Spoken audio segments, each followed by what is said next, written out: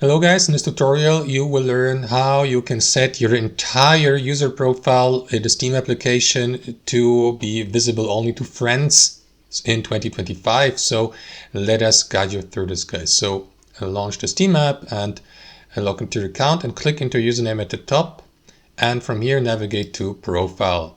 Here to the right, guys, click into this edit profile button.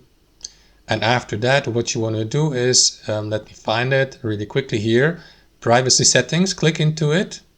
And here, guys, you may set your entire profile, not only specific parts like your game details, the friend list, the inventory, screenshots, etc., but your entire profile to friends only by clicking into this drop-down menu next to it.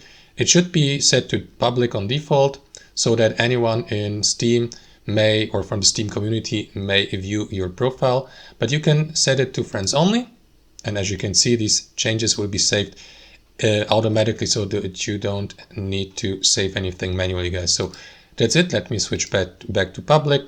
That's how it works, guys. Thanks for watching, and I'll see you next time.